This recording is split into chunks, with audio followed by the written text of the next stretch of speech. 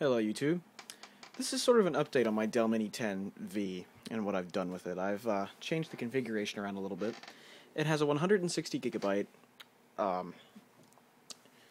Western Digital Black 7200 RPM hard drive. Now you'd think that's overkill for a netbook and would cause heat issues, but frankly these days they're controlling the heat pretty well.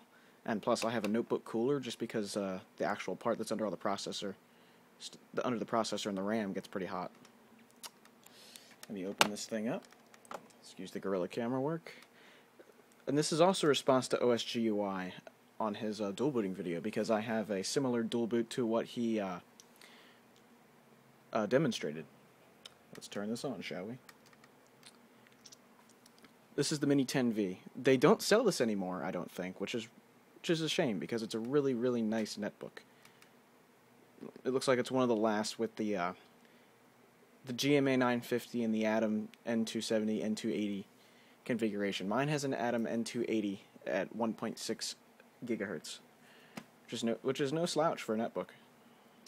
Of course, here I have Ubuntu and Windows 7 on here, and it's Ubuntu 10.04 as well, the release candidate. So it's fast. It's fast, at least as far as netbook standards go. Now, I bought the Dell Mini 10V because it has a great keyboard. I love the keyboard. And what I've done basically is, instead of, what I did was I did the resize thing, where you, you put in your, in my case it was an Ubuntu SD card that I imaged the disk on, because, let's face it, flash memory is a lot faster.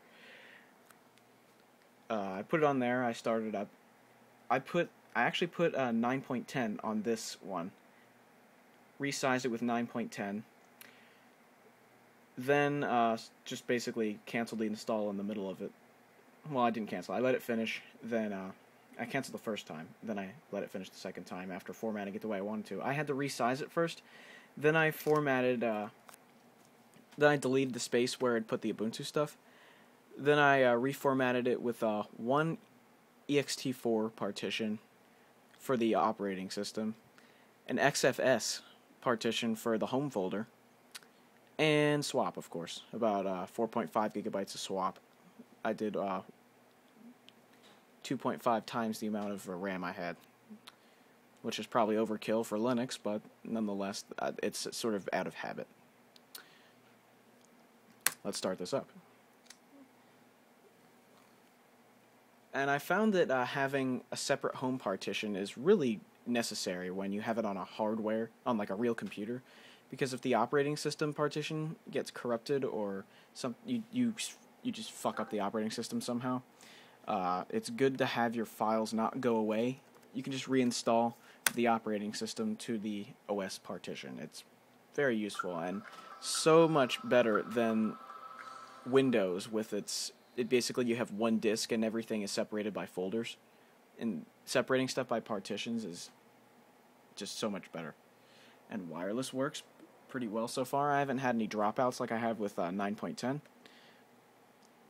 I have quite a bit of stuff installed on here and it runs great. A lot better than 9.10 did. I love the new icons. Runs great. Alright, now let's restart this computer.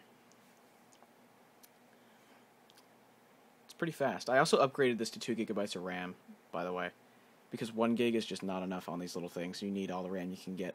So I maxed it out. Start up Windows 7 on here as well. This may be kind of showing off, but, you know, I just wanted to share it with you and also to Tim as well.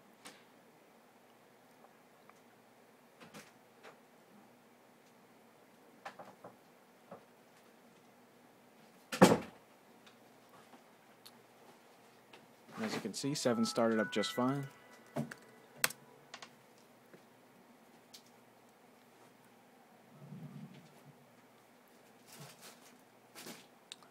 Takes a little while because it's Windows.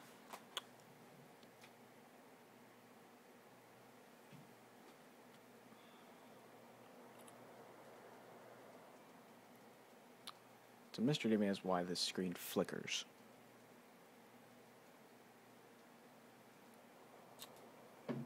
Yes, epic background. And as you can see, Windows works just as well. Now, I don't recommend ever using Wooby, because Wooby tends to just cause problems because it's using the Windows drive to run Linux, which it's slower. It tends to just fuck up most of the time, and in generally I've had bad experience with it. So partitioning it is so much better, and having a separate home partition /home partition is a lot better too. That's just an update on the Dell Mini 10V. Have a good one, everybody. Ciao.